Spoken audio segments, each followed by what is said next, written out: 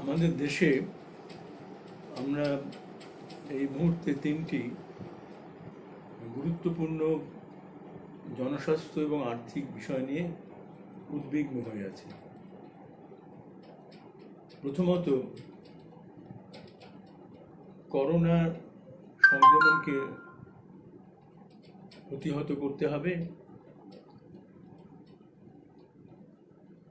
দ্বিতীয়ত, এর সঙ্গে কিছুটা সংশ্লিষ্ট,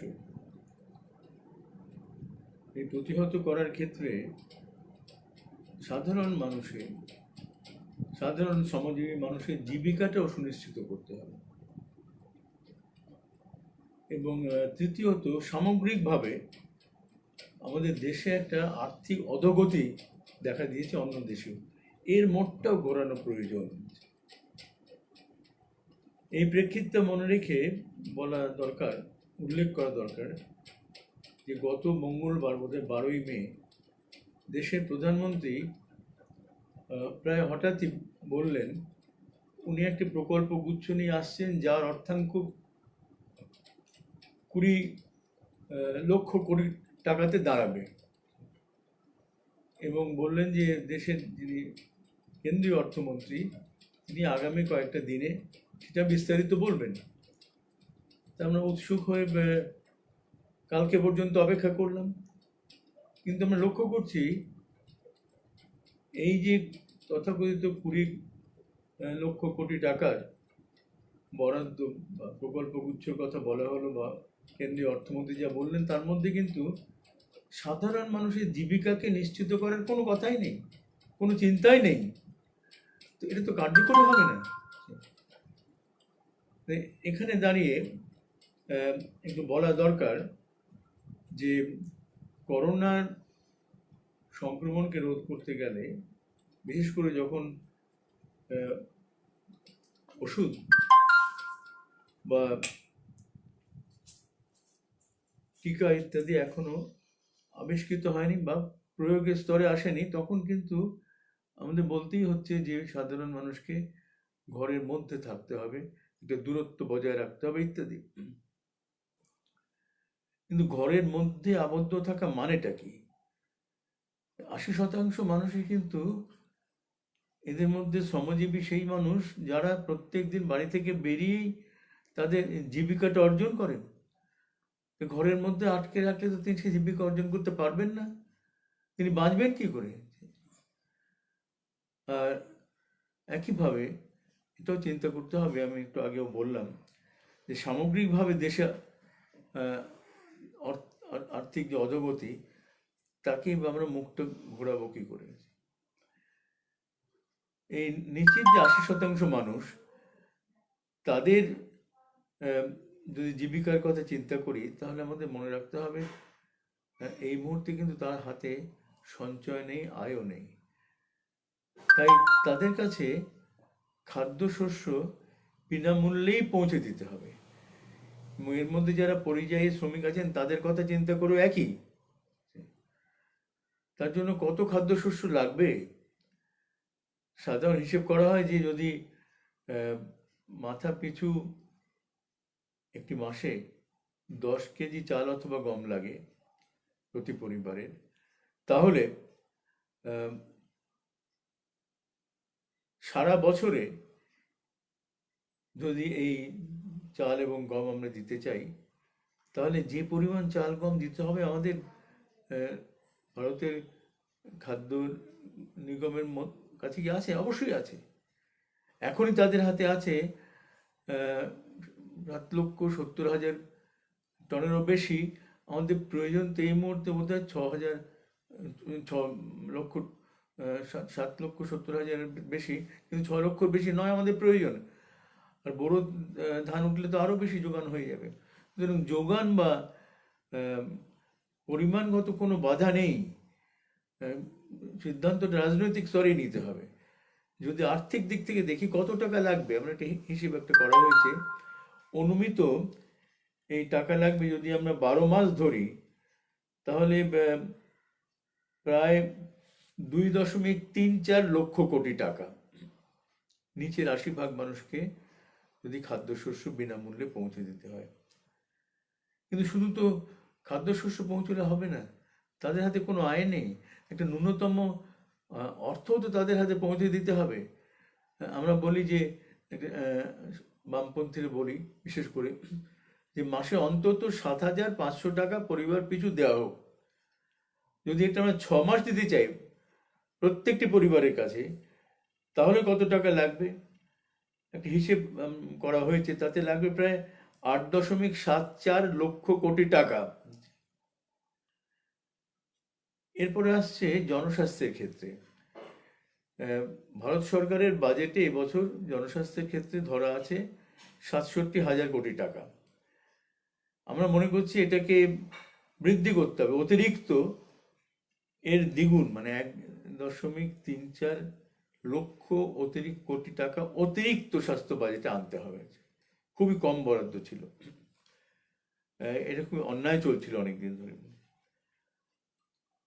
এরপরে ক্ষুদ্র শিল্পের ক্ষেত্রে আমরা মনে করি শুধু ঋণের কথাই বলেছেন, দেখলাম কেন্দ্রীয় অর্থমন্ত্রী। আর গরিব মানুষ যদি ঋণ নিতে হয়, গরিব উদ্যোগী, তাকে ব্যাংকের কাছে গিয়ে যে ঘুরতে হয়, এটা মনে রাখা ভালো। ব্যাংকেরও কর্মীর সংখ্যা খুব কমিয়ে দেওয়া হয়েছে, সমস্যা আছে। তাহলে কিন্তু খুব তাড়াতাড়ি তিনি উৎপাদন শুরু করে লাভের মুখ দেখতে পারবেন না, তাই তাকেও কিছুটা ভর্তুকিই দিতে হবে। আমরা একটা হিসেব করেছি, যদি যা তার প্রয়োজন তার যদি 25% অন্তত ভর্তুকি আমরা দিতে পারি, বাকিটা ঋণ, তাহলে প্রায় 4 কোটি অতিরিক্ত টাকা লাগবে আমাদের। এরপরে কৃষির ক্ষেত্রে অনেক কথা বলেছেন আমাদের কেন্দ্রীয় অর্থমন্ত্রী, কিন্তু আমি সোজা কথায় বলছি, যেটা এখনই লাগবে এই অবস্থাতেও, যদি বর্ষা এসে গেছে, চিন্তা করে রাখা ভালো যে ক্ষুদ্র সেচগুলি, এটা ভূজল হতে পারে, মাটির ওপরের জল এবং জল নিকাশি, এর জন্য একটা বাড়তি বরাদ্দ 2 কোটি টাকা মনে রাখা ভালো। এরপরে যেটা পড়ে থাকে সেটা হচ্ছে 1,58,00,000 টাকা। সেটা আমি ধরে রাখছি পরিযায়ী শ্রমিকদের জন্য। এই চাল, গম এবং অর্থ সাহায্য ছাড়াও তাদের একাধিক বাড়তি সমস্যা আছে, সেগুলোর মুখোমুখি দাঁড়ানোর জন্য এই 1,58,00,000 1.58 লক্ষ কোটি টাকা বরাদ্দের কথা আমি বললাম। যদি আমরা যোগ করি, এটা কিন্তু দাঁড়াবে ঠিক ওই সেই 20 লক্ষ কোটি টাকা যেটা ভারতের প্রধানমন্ত্রী বলেছিলেন, কিন্তু যার ক্ষেত্রগুলি কেন্দ্রীয় অর্থমন্ত্রী যা বলেছেন তার মধ্যে একটি বিষয়ও নেই। আমরা একটু মানুষের চোখ দিয়ে দেখে, সাধারণ মানুষের চোখ দিয়ে দেখে, তাই এটা বিকল্পভাবে ওই বলে ফেলেছেন ওই 20 লক্ষ কোটি টাকা, ঠিক আছে, ভালোই বলেছেন। সেটাকে আমরা ধরে তার বিভাজনটা ভিন্ন করলাম, যেটা আমি মনে করছি সম্ভব। একটা প্রশ্ন এখানে আছে, এই টাকাটা জোগাড় হবে কোত্থেকে? আমি সবটা কিন্তু অতিরিক্ত বলছি। আমরা মনে করছি যে এই মুহূর্তে আমাদের যেহেতু চাহিদারই অভাব, এটা মোট জাতীয় আয়ের 9% মতো, এই অর্থাঙ্কটি 20 লক্ষ কোটি টাকা, এটা আমরা ঘাটতি বাজেট দিয়ে এটা মেটানোর চেষ্টা করি। অনেকে কেউ কেউ আছেন চিন্তা করবেন এর থেকে মূল্য বৃদ্ধি হবে, কিচ্ছু হবে না। তার কারণ এখন বাজারে চাহিদারই অভাব, অবিকৃত মাল পড়ে আছে। তাই যত আমরা তাড়াতাড়ি চাহিদাটা বাড়াতে পারবো, যেটা আমাদের বিকল্প চিন্তায় আছে, তাতে মূল্য বৃদ্ধি হবে না, এই উৎপাদনগুলো একটু জোরদার হবে। আর একটা কথা এখানে বলা ভালো যে যদি এখন এভাবে এগোচ্ছি, কতগুলো সাংগঠনিক বিষয়ও আছে, কিন্তু জনস্বাস্থ্যের ক্ষেত্রে, করোনার ক্ষেত্রে মনে রাখা ভালো একটু বিকেন্দ্রীকৃতভাবে আমাদের দেখা উচিত। আমার বলতেই হচ্ছে, বামফ্রন্টের আমলে আমরা পশ্চিমবাংলায় জেলা স্তরে একটা বিকেন্দ্রীকৃত স্বাস্থ্য ব্যবস্থা কিন্তু মজুত করে দিয়েছিলাম।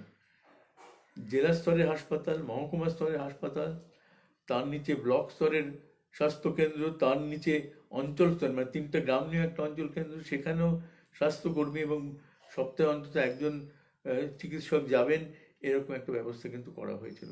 সেটাকে ঠিক জোরদার করতে হবে এখন।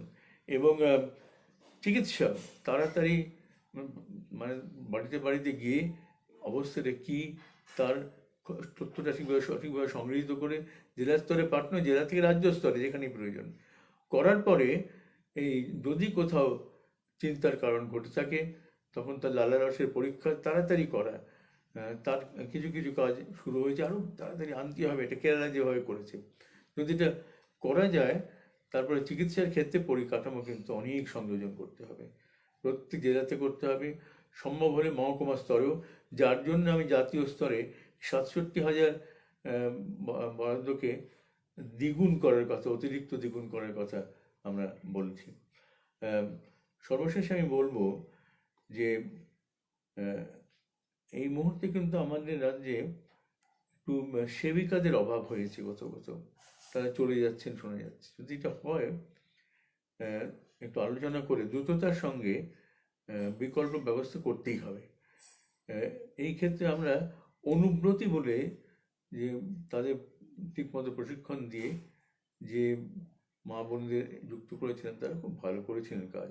সেরকম একটা চিন্তা ভাবনা কিন্তু করতে হবে, এটা ফেলে রাখার বিষয় নয়। আর সর্বশেষে আমি বলবো যে এই কেন্দ্রীয় সরকার ভালো কিছু করতে পারেননি, কিন্তু এর মধ্যেই অত্যাবশ্যকীয় পণ্য আইনটা শিথিল করতে চাইছেন। এর সঙ্গে কিছু অত্যাবশ্যকীয় পণ্য আইন মানে যেগুলো আমাদের নিত্য প্রয়োজনীয় জিনিস, সেটা যাতে মজুদ না করা যায় তার জন্য আইনটি ছিল অনেক দিন ধরে। এরা বলছেন সেই আইন শিথিল করা, কার স্বার্থে? মজুদদারদের স্বার্থে, মূল্যবৃদ্ধির স্বার্থে। আপনারা কারা মশাই এগুলো করছেন বসে বসে? আর শ্রমিকদের বিরুদ্ধে সব কটা আইন আপনারা আবার নিয়ে আসছেন, কারা আপনারা? এদের জন্য আমরা চিনে রাখি। আমরা বলছি যে সরকারের যেটা মঙ্গলময় কল্যাণকর ভূমিকা, সেটা ফিরে আসুক, এবং এসেছে বলেই উদাহরণগুলো দেওয়া দরকার। ভিয়েতনাম, কিউবা এবং চীন, তারা কিন্তু এই করোনার প্রকোপটাকে সামলাতে পেরেছে অনেকাংশে। আমাদের রাজ্য কেরালা পেরেছে। যেখানে এই সরকারের কল্যাণকর ভূমিকাটা জনস্বাস্থ্যে আনা হয়েছে, সেখানে কাজটা এগিয়েছে। যেখানে আনা হয়নি, যেখানে বাজারের ওপর ছাড়া হয়েছে, বিশেষ করে আমেরিকা যুক্তরাষ্ট্র, অত বড় দেশ, সবচেয়ে খারাপ ওরা এই সমস্যাটি মোকাবিলা করতে পারছে। তাই আমাদের কিন্তু পথটা বেছে নিতে হবে। আমরা যে বিকল্প পথটা বললাম, ওই জনস্বাস্থ্যে কল্যাণকর ভূমিকা, সরকারের, রাষ্ট্রের অবস্থান এবং মানুষকে নিয়ে, একেবারে নিচের স্তর থেকে মানুষকে নিয়ে এই লড়াইটা আমাদের করতে হবে, জিততেই হবে।